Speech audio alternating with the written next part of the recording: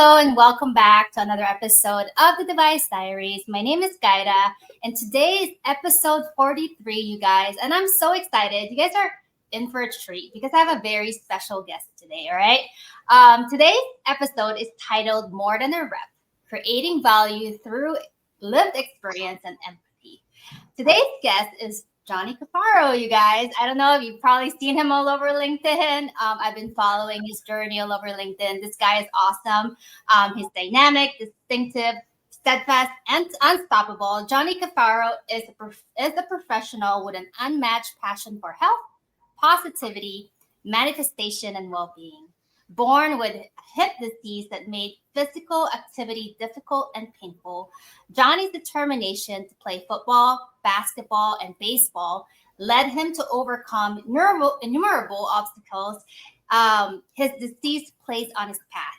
After undergoing 3 hip replacements, most would grow discouraged.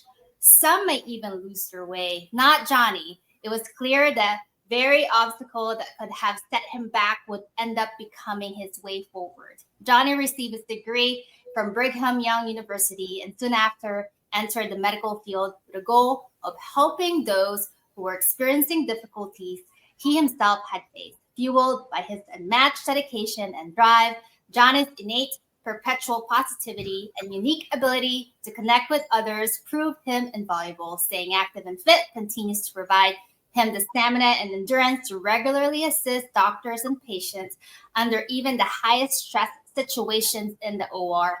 Passionate about travel, Johnny frequently explores the world in both professional and personal capacities at home or abroad. He's always on the go, you guys. His joy in sharing his story and positive outlook on life consistently allow him the ability to connect with whomever crosses his path. As Johnny calls it, serving those experiencing physical or emotional setbacks of their own is the foundation of the Caffaro Way. Welcome to the show, Johnny. Thank you. Wow, that was a great introduction. I appreciate that. I don't need to say anything anymore. I know. I got you. I got your bio down and everything. Love it. Thank you. Yeah, but I guess I want to get started, Johnny. You've been through a lot. I mean, I just read your bio to our listeners. You've been through a lot in life. Yeah. Okay. And throughout those adversities in life, what made you keep going?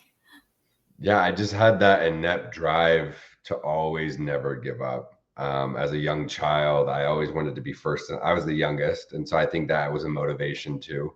But I always had that drive to never want to be last or never want to look like I'm not trying my hardest. And so I'd be the first to the school bus, first done with breakfast, first one doing my chores. And I think it also kind of had a thing with when I got braces on my legs, like Forrest Gump. I got bullied and I got made fun of a lot, as kids do at that age. And I feel like I always had something I had to prove. And that was like a good thing. And now that I've done some healing along the way, it's also a bad thing that I don't need to prove to anything except myself. But I felt like just that natural drive of I always just wanted to show people that I could do something. I could do it and I can outdo you. But it brings me so much joy to never know that I haven't give up. There's been setbacks, there's been roadblocks, but I'll get through them eventually. I love that answer because I feel like a lot of times, and a lot of people right now are struggling, Johnny, believe it or not. We're just, in that dark time of everybody's just afraid. And, even a lot of salespeople, I'm still, in med device or medical sales, I should say. And I talk to a lot of other reps who are just struggling now, not only just physically, but mentally. And to your point, never giving up no matter what throughout those adversities in life. And I think that, for me, I wanted to record this podcast with you because pre-show, we kind of talked a little bit. And I told you about, how burnout is such a huge hot topic right now. And for someone like you watching your journey, you've actually worked really hard on yourself. Can you walk us through that day when you decide enough is enough? Now it's about me. Yeah, I mean, I was burnt out. I was traveling every single week. I'm almost at 1,000,000 miles at 36 years old. It was sad when the hotel people knew your name more than people around that your actually house. And I just felt like one of my kids, he was just going to call me and he's just like, Dad, where are you? Like, are you ever going to come to my games? Are you ever? And it just hit me that I was missing so much out of life. And life is not to be going into, I'll be happy when I get there. I'll be happy, but it's actually stopping and smelling the roses. And I think I got so burnt out to the fact where it's like I was making myself physically sick. Like I had to check myself into the ER because I'm like, thinking of getting on another airplane one more time, it was just mind blowing to me because every time I would have a suitcase already washed and I would bring it home and I'd grab that suitcase and then just go the next day just because that's how short of a time that I was here. And I think it took me a moment to realize that I was burnt out and that I was chasing something that society has set or the industry has set that you should climb a ladder, that you should be able to be further along, where you should be making more money. And I think if like you can go back and like who set those standards and who made you be able to be that way. And I think my standards were set when, like I said, when I was a young boy and I had something to prove. So I felt like I had to keep proving to something, but all my kids wanted my time and attention. Like that's all they needed. And I wasn't giving it to them because I was so fixed on being the provider of the family, being someone that knew that I always had to provide and take care of. And I felt like that was my role. But my role was to be more present. And I felt like just that FaceTime call just like broke me. And then realizing how sick I was getting, it just wasn't worth it anymore. And so then I just stepped back and I'm like, okay, let's reevaluate your whole life. Let's actually blow up your life.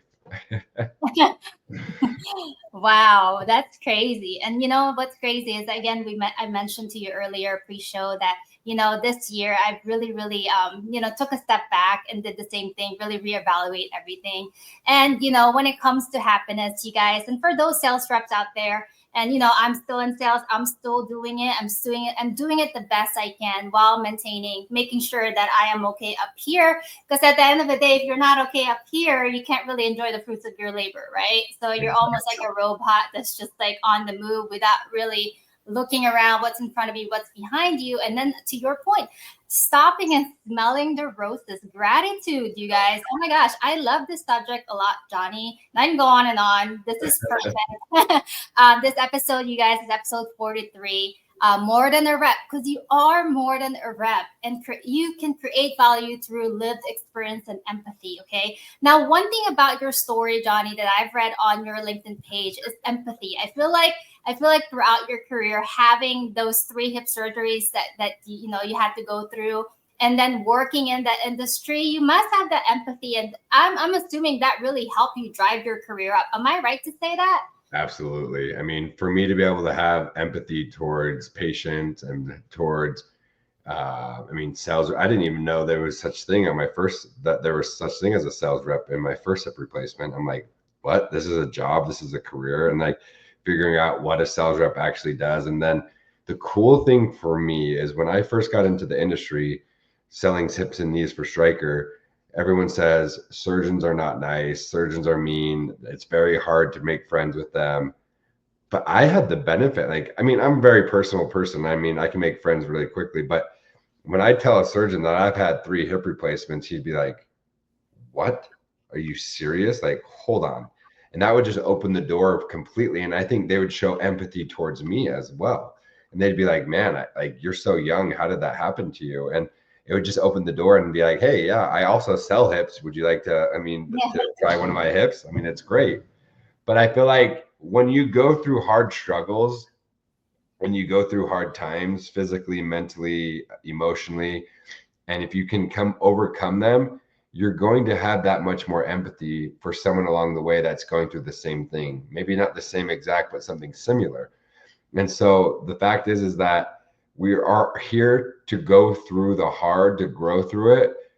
But we're not just to go through it. We're supposed to help share our stories to be able to help other people along the way too, so people can relate. I love that. And I love that story. And that makes sense why, you were very successful in your career, not only with your personality, but you have empathy. And for those sales reps that are listening out there, please take note of that, because I feel like a lot of times, Johnny, a lot of sales reps forget about value, what value truly means. And I think for them, what value is basically let's cutting down. Let's just give you a discount. Forget Yeah. about the value. I'll devalue my product by giving you a discount. And for those of you out there, I think if you just really understand what that looks like for you, if you're selling a Me Too product, I've sold Me Too products myself. I still am selling Me Too products. You just have to figure out what that value is. And a lot of times, you guys, and Johnny can probably attest to this, it goes back to this person, right? You're Yeah. unique. There's only one you. You're the one that you're the person that's going to be the value add. Yeah. And to Johnny's point, Johnny had a successful career when he was with Stryker because he decided that he's gonna use his experiences in the past. He's gonna practice empathy and he's gonna sell. And he was successful with it. Now, Johnny, fast forward now, you decided you're gonna change things up. You're just blow it off. Let's just move, a different direction. What made you decide? Oh, how scary was that for you? First of all, can you walk us through that day? Oh man, it was super scary because I don't think people realize what I did. I blew it all up. I mean, I left a marriage that I knew that was no longer for me. I left a religion that I grew up in, and when you leave the Mormon community, you are fully immersed upon neighbors, community, friends, family, and like that's a whole nother thing. And then I left my career at Stryker. So three major and I moved. So four major life events all within a month of each other.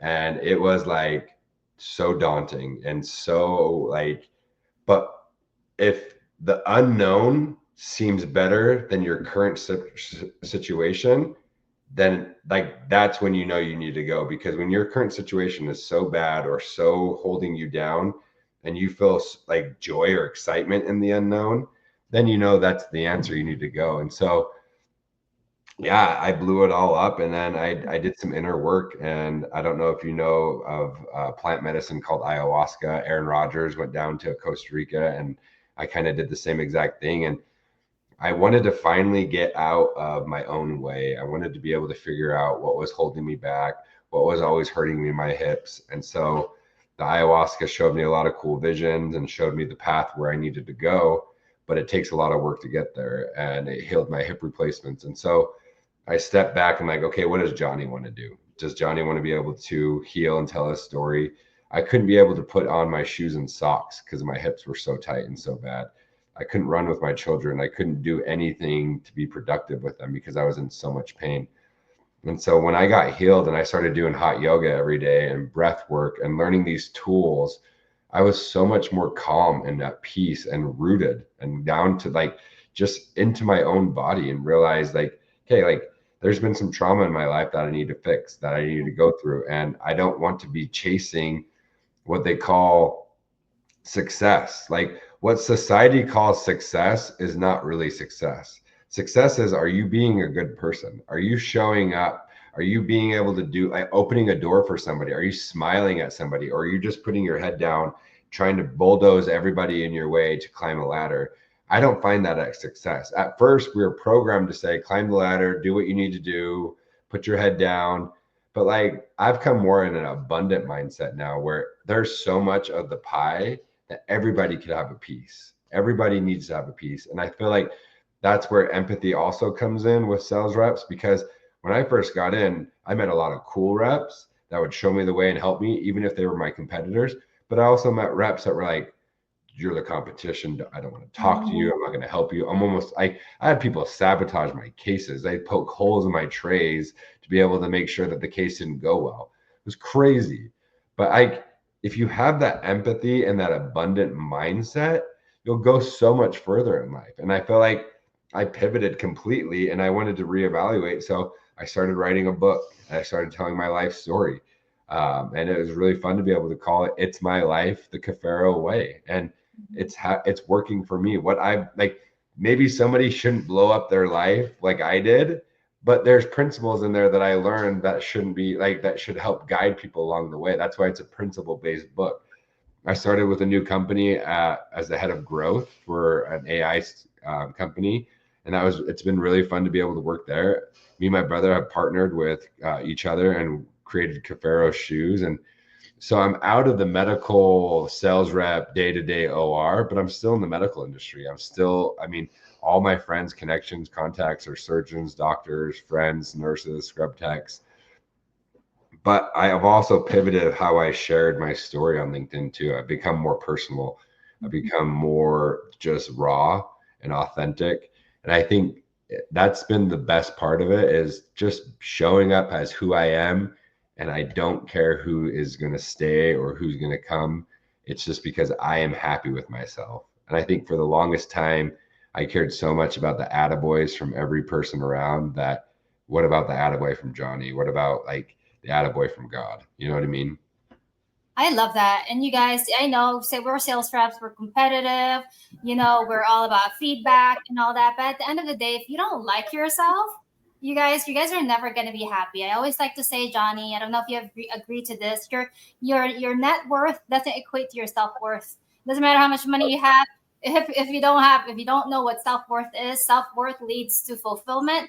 Having a lot of money, it's nice and all, but it doesn't really lead to true happiness until you figure out, get rid of all that gunk, in your system, and having those. And you can also use this as a way to, geez, like reprogram your mind every day in sales, right? We're always out there on the go. We meet a lot of people, different personalities. We get reps sabotaging our trades. We get reps sabotaging things, It's just Yeah. so it's a dirty, dirty world out there. It's sales. People get so competitive, right?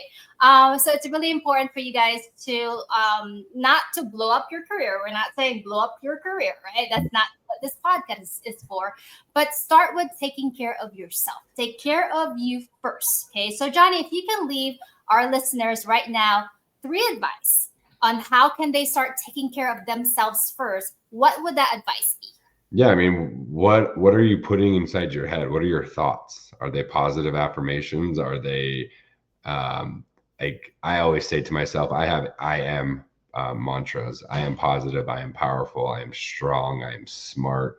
Because whatever comes after I am is what will shape your life, is shape your reality. So your thoughts create your reality. So whatever's on the inside happens on the outside. So self-talk is probably the biggest one. Also, what are you putting in your body? Because there's low frequency, there's low food out there that is like, if you're drinking caffeine and monster and energy drinks and you're drinking processed food, I mean, eating processed food and you're not eating healthy, that's also going to bring you down and have low thoughts and bring you into that aspect. And are you doing anything for yourself? Are you going to the gym? Are you releasing mentally? Are you going for a run? Do you have any like activities that you love, axe throwing, anything, yoga? Because if you're not doing anything and you're just working your butt off, you're going to get the burnt out. You're not going to have empathy. If you're not eating well, if you're not taking care of yourself. I mean, for the longest time, I wasn't eating healthy. I wasn't eating well. I was taking Adderall to get me up so I could be able to have it like any kind of energy because of my hips. Then I was taking Tramadol to get me down to get out of the pain. And I'm like, this can't be healthy. And so it's like, anything that you put into your body, what music are you listening to too? Mhm. Like music is a huge frequency. If you're not listening to high vibrational music, I listen to soulful geo healing frequencies before I go to bed, and they're these tone frequencies that can be able to align the body, the spirit, the soul, and bring them into a higher vibration. And what are you watching? What are you watching? The news? Are you watching fear-based stuff? Are you creating an environment where everything is scarcity? And so it's like those kind of topic. I mean, sorry, I gave you more than three, but I think those are the things that help me continue to be so positive. Like, and it brings it into your frequency. So if you emulate that, everybody around you, and I've seen that huge shift in my children. I mean, I'm a single dad of 5 kids, and I've seen my kids change so much as I've changed because they're mirrors to us. I love that, you guys. And that's true. Everything's frequency, everything's energy. Your thoughts becomes things, you guys. I don't know what books you guys read. I don't know what things you watch. I stopped watching TV. I don't watch TV. People, it's fun. It's crazy because when people come over my place, they're like, Gaida, you don't watch TV. What's wrong? What do you do on the weekends? I said, I read books. Yeah. And then, I also stopped um surrounding myself with gossipy people. I try to, and I know salespeople, you know how we are at times, and I'm gonna call you out. I'm calling you guys out because I know, because I've been a part of it, that we like to gossip, Yeah. right, Johnny? And Oh, a lot of us 100%.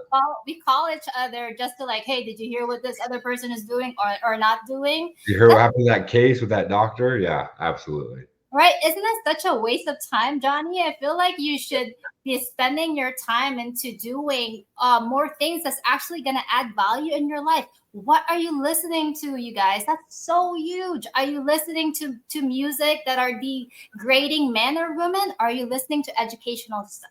Yeah. Johnny, I can tell you now what I listen to, even when I have people in my cars that get it. You listen to too much personal development. And we're tired of it. I'm like, there's a reason why you're tired of it, because you probably need to start working on yourself. Exactly. There's actually a saying, and Johnny will agree to this. You got to work harder on yourself first before you work hard on your job. Right, Johnny? What do you say about 100%. that? No, I mean, you're whatever you put into yourself will come out, right? And if you're putting into yourself all the hard work, it's going to pay off with your job, or it's going to pay off in relationships, or it's going to pay off within your children, or if you're a mom, a dad, or it's going to pay off just going through that. But if you're not putting any of the work inside yourself, you're not going to see any of the fruits of your labor outside of that. Amen. And you guys have to learn how to get rid of the gunk too. I mean, Johnny did it all at the same time. He's just like, I'm through, I'm done. I'm just gonna go all out, all or nothing. Yeah. But anyway, all or nothing. But baby steps for you guys if you're getting started with really trying to figure out what's limiting you, like all the limiting beliefs. A lot of times you gotta have to go back to your childhood and Yeah. kind of work on the all that gunk. And for those of you guys who are not putting in the effort, I mean, there's so many resources out there. There's books. Oh my gosh, tons and tons of books, podcasts that will help you if you can't afford to maybe purchase a course. I remember, Johnny, on my PTO, I did a Tony Robbins course. Oh, Uh, awesome. yeah, for 3 days.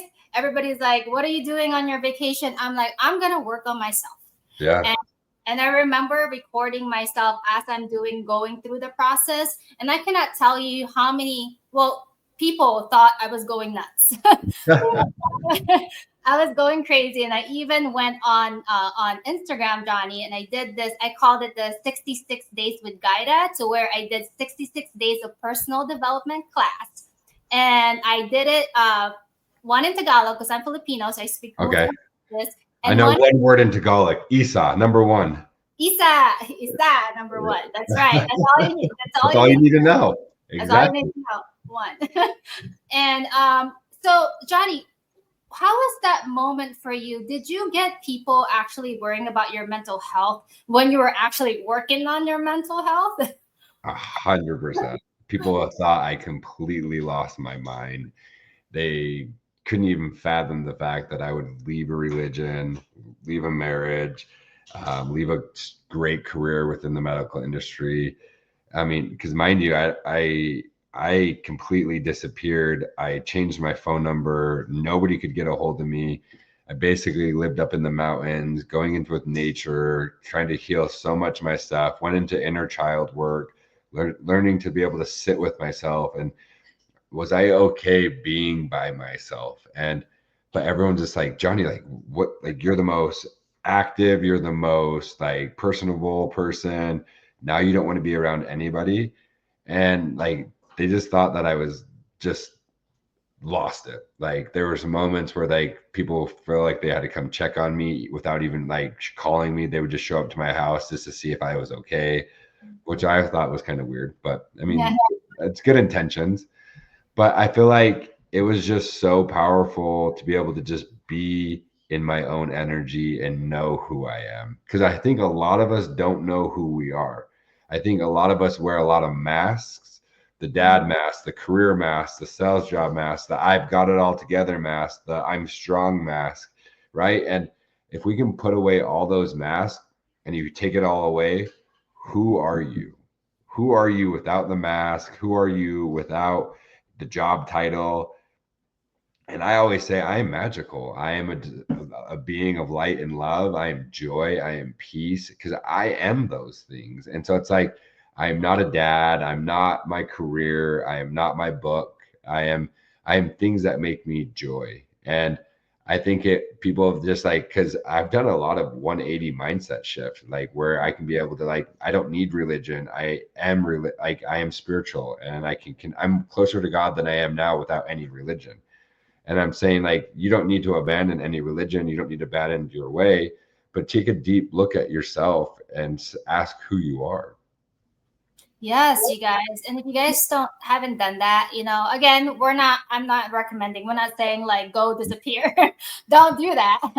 Don't be stupid, people. This is all about just like really start learning and working on yourself, because honestly, the moment I started really shifting my mindset and surrounding myself with the right network and listening to the right things and watching the right things, my career skyrocketed, and I find myself having more time for myself than actually, trying to kill myself, chase this next customer, chase this next deal.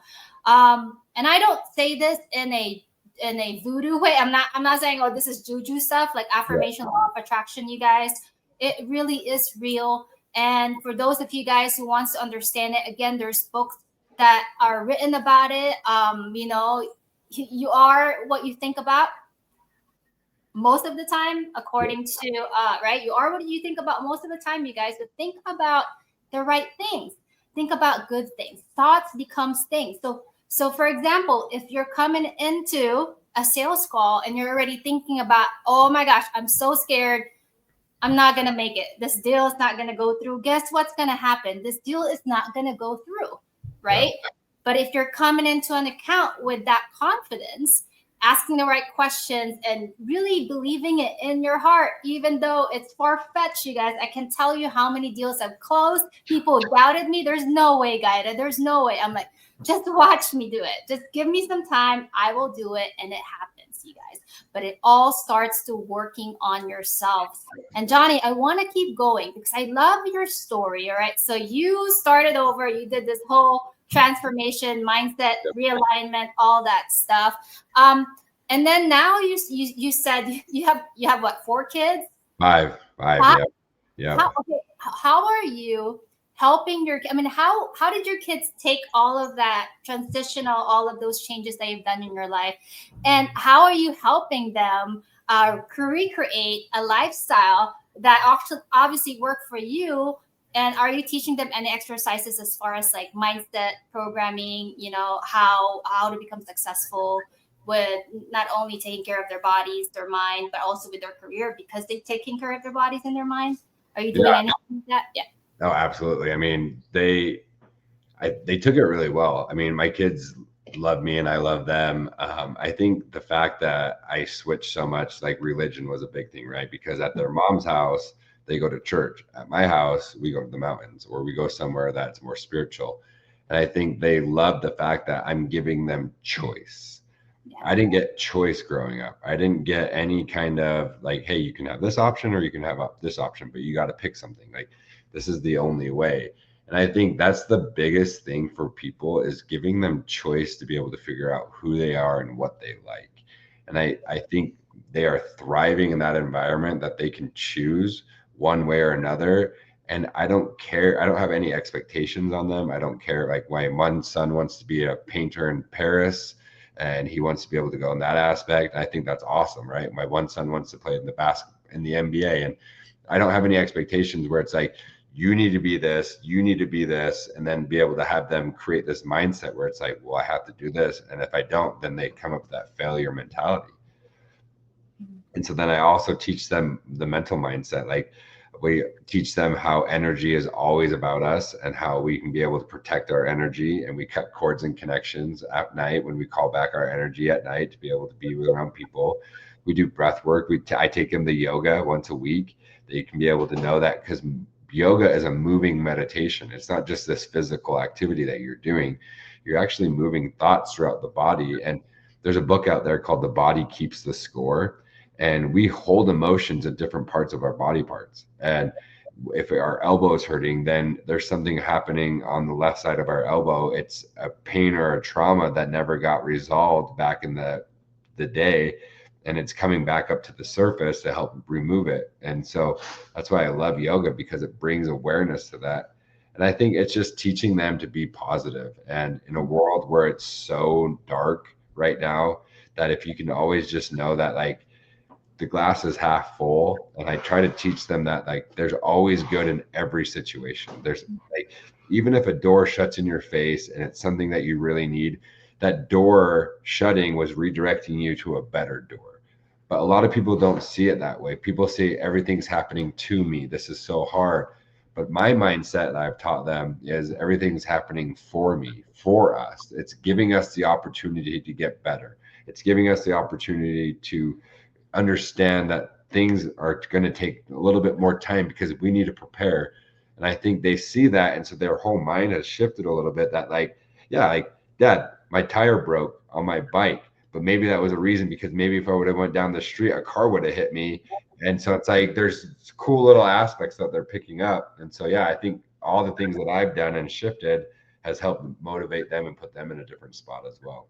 No, I love that. And that's so true. And we can take that's a huge lesson for us too. We can take that as a lesson for us sales reps too, you guys. And for those of you guys who are listening out there, that like, life is not happening to you, it's happening for you, right? I always like to say, Johnny, rejection is God's protection. If a deal doesn't go through, it's maybe, not to say maybe something is better, but maybe there is something, but or maybe it's just timing.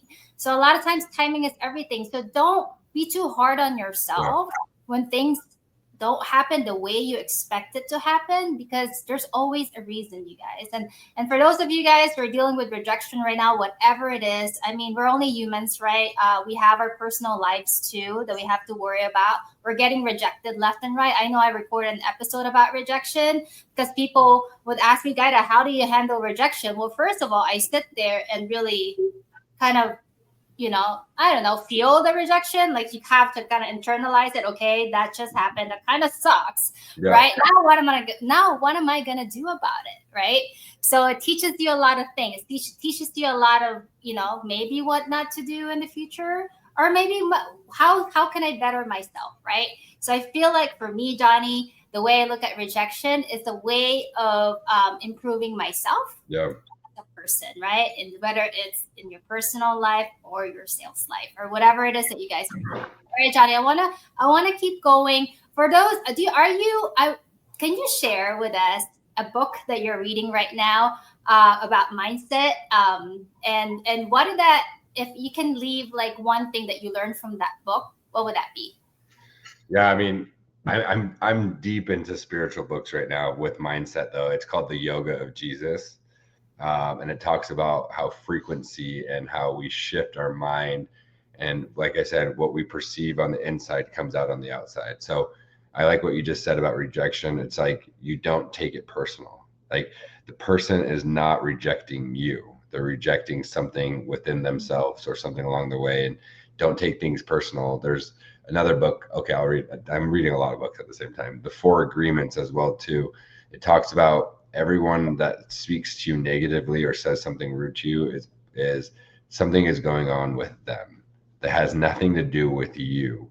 So if you don't take it personal and you don't get trapped into their energy or frequency, then you'll be okay. But a lot of people that, like, you're fat, you're ugly, you're dumb, you're not smart, like, they're thinking that about themselves, but they're just sort of speaking it about you, but don't be able to get that personal and be able to take it the wrong way. And so it's, everything is about us as a mirror. Somebody is trying to mirror ourselves. So if we're judging somebody, what are we judging about ourselves that we don't like? And so these books have really put me in perspective, is we're not here to judge, we're not here to be mean, we're here to help people, we're here to be mirrors to people, to show people how we can be able to move along in this thing that we call life, the game of life, right?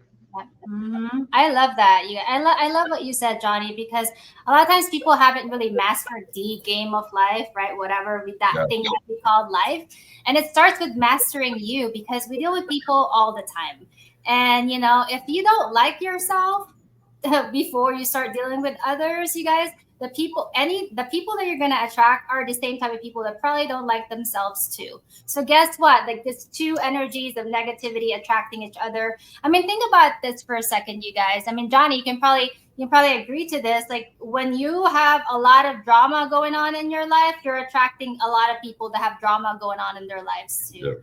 right? But when you're at peace with everything that's going on with your life, all of those people all of a sudden disappears, right? Yep. They go away. Like it's just it's just so wonderful how what you send out, what you give is literally what you get back.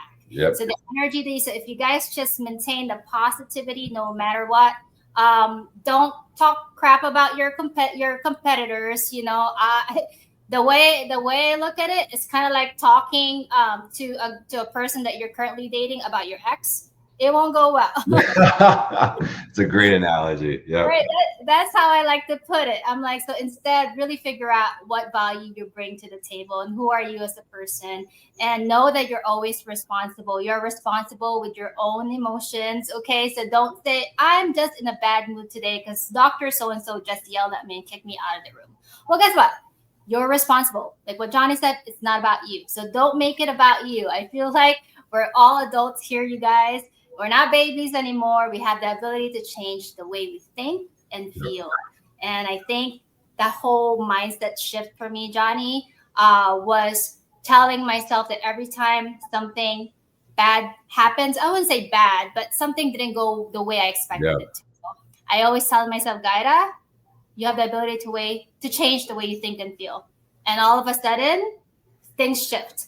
I Yep. started thinking about positive things, gratitude, all that. So, Johnny, can you walk us through your morning routine? What is that like for you? Yeah. Then I want to hear about your night routine too. So walk us through your morning routine. What time do you wake up? What is the first thing you do? First thing you wake up in the morning. Yeah. So I get up around 5:30, and I put my feet down on the floor and I ground myself to the earth, and I say grand rising to myself. I don't say good morning. Words have meaning. So I never ever say the word morning, because what are we sad about? I know that sounds weird, but I always just tell my children grand rising, because we're rising today. We're rising to meet the sun. And so then I go out and I journal for a little bit, probably about 15 minutes. And then I put myself in a position where either I'm going to be able to see the first sun of light, the first light come in, so I can be able to get photons coming into the eye to be able to help the body, or I'm at the gym. And so then I hurry and get my workout in. And then I come back, either make breakfast, if depending on if I have the kids or not, if it's my weekend, and then I mean, I'm off to work to be able to get that. But it brings me like that 5, 10, 15 minutes before I journal is I put my feet to the earth, grand rising. I say my positive affirmations in my mind. I am strong, I am powerful, I am smart, I am divine, I am light. And I just put myself in a category where, like you said, if there's something bad happens to you, you can just change the channel like we do on the TV. And so that's why I tell my children, if they're in a bad mood, or if I'm into something, or if I had a weird dream and I woke up like almost in a panic, I can be able to change the channel. It's Yeah. not going to be anything. Just change it. It has nothing to do with you. And so then, yeah, then I get up to work, and then either around lunchtime I go to hot yoga. So my lunch break is usually getting in another physical activity. And then evening time, I'm usually up in the mountains. I get a big mountain, like a hike, and that's like pulling teeth to get my kids up to the mountains. I don't know why, but I mean, they struggle. And so I'm usually doing it solo. And then I go in and I journal again. I journal throughout the day, because journaling is like a portal where you can be able to release emotions and be able to get insights and gain knowledge. And then I mean, I take a shower to release all the energy from the day, and I put my phone down around 8 or 9, so I don't look at any screens or technology, to be able to get any of that EMF inside my body. I have a grounding sheet on my mattress that I use to be able to help ground me. And then, yeah, I read, I journal, and then I meditate 10, 15 minutes before I fall asleep. And then as I'm falling asleep, I'm also going through like the things that I want, my like desires, my goals, my wants, my wishes. And I'm actually, it's like what the Olympians do. They visualize them crossing the finish line. They visualize it, they feel it, they embody it, they know what it's like. they feel that victory. And I feel like that's just what manifestation is you visualize what you want, you feel it into your heart, and then you speak it out into the world. And then another step, you write it down as a goal. And so those are the things that I keep doing. And I mean, it's brought me great success so far. I love And that. What's that? I'm happy. Yeah, and that's a huge word. You're happy, and I feel like, a lot of times, again, going back to what I said earlier, people think like happiness is just like going through the day-to-day grind of life, and you're forgetting to, it's not really. You got to stop and think and smell the roses. And I remember the huge realization for me, Johnny, was watching my mom actually. And my mom, like OG Filipina, and I would watch her, and she would literally smell bezos, and like she would dance in the kitchen. I said, Mom, what are you doing? And she goes like, I'm just enjoying my life. She would hum. And I said, Mom, I don't remember the last time I hum or I sing a song or like I smell, bezos. It's been a while. She goes, why won't you do it? I said, I don't know, because I'm too busy for it. But you guys, you're never too busy for yourself, right? Life is so short. I mean, an average human being lives, I mean, if you're healthy, 80, you guys, 80.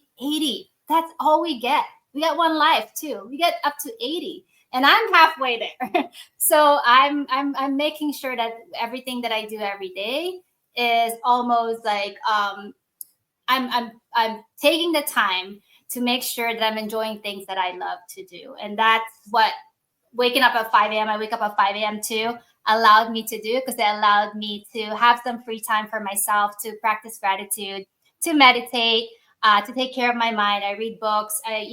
First thing I do in the morning is I practice gratitude. I pray.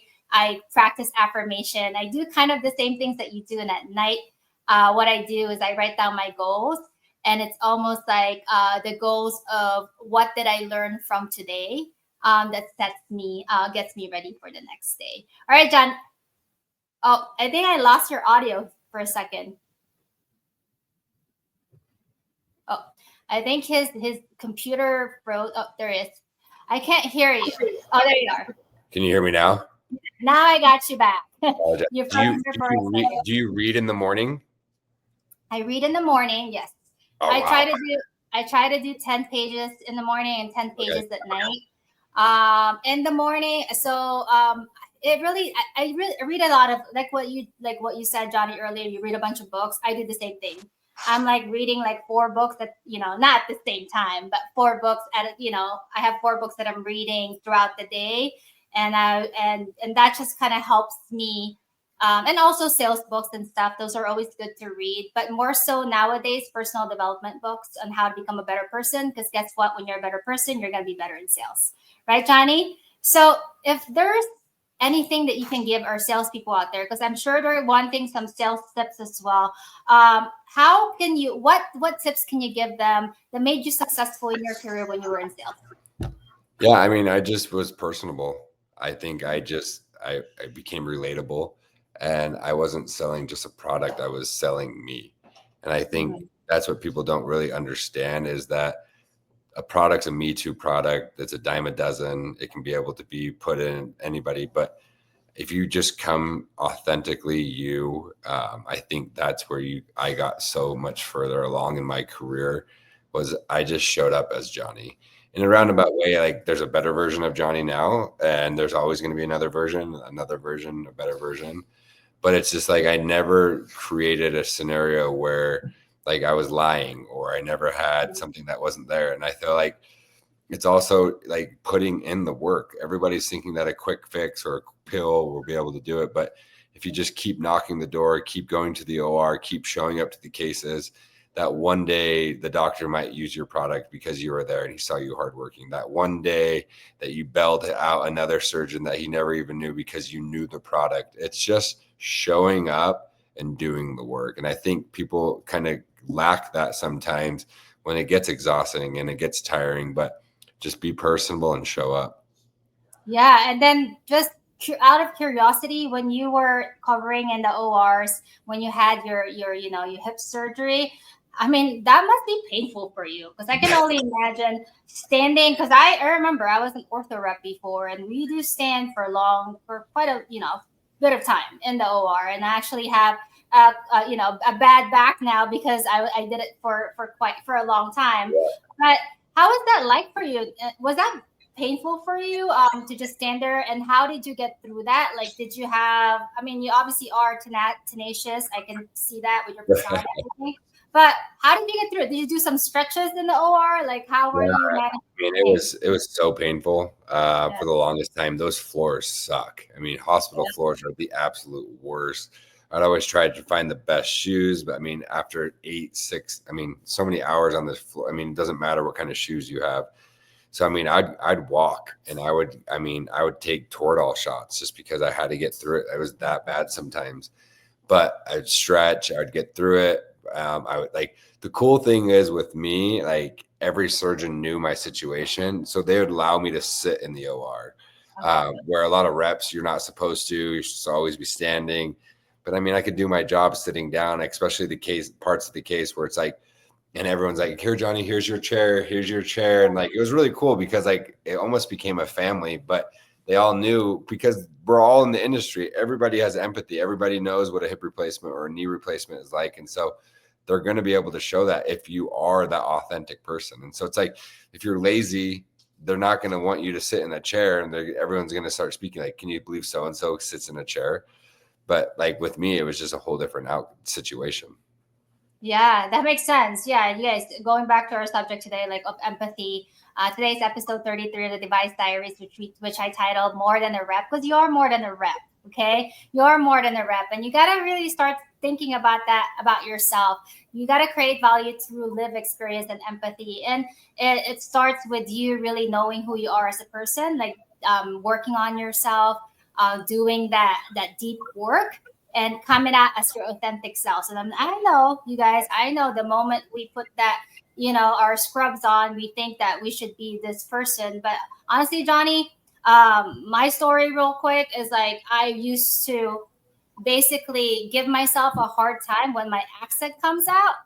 And now I'm like, but that's not Gaida. Now I don't care. The accent's gonna come Yeah. out when Yeah. Gaida's tired and Yeah. hungry or angry. And guess what? You're gonna hear the accent. Yeah. And I think the moment I started embracing the accent, that's when things changed for me. Because for the longest time, I was trying to sound super American, and it was really creating a lot of stress in my life.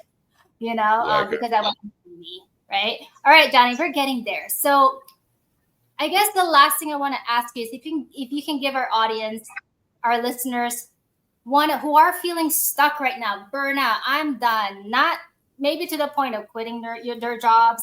I hope not, you guys. I mean, if you're not happy with your job, I say look for something else, especially if that's bringing home the bacon, right? Don't just quit. Don't just go, like I'm just gonna drop everything. But if you can give someone who's struggling right now, physically, mentally, what would that be? One advice. Oh, that's a great question. What would I give? I would tell them to take a step back and reassess and find the biggest thing that is causing stress in their life and change it somehow, some way. Figure out what the root cause is, not the problem. I always tell people there's this analogy where a snake bites this man and you have to go and cure it. But you have to go back and realize, why did this snake bite you in the first place? And so if you can go back and figure out what's the biggest thing that's causing you stress and burnout.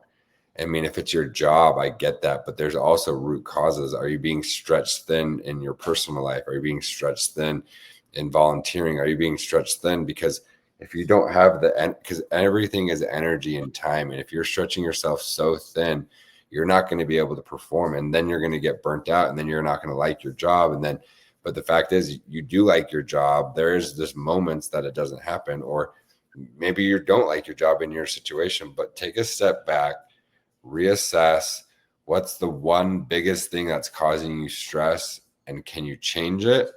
If you can't change it, what things do you need to do to improve it then? Yes, you guys, take a step back, reassess, figure out what you need to do to improve it, right? And a lot of times, write it down, journaling. I mean, Donnie mentioned a lot about journaling, which I do too. Yeah. You guys need to be practicing that. Get that. mine off on paper, like pen and paper is huge.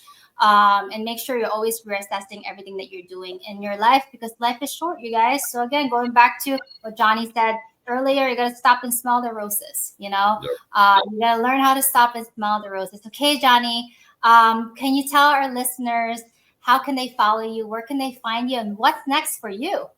Yeah, no, I mean, they can follow me on LinkedIn, Johnny Caffaro.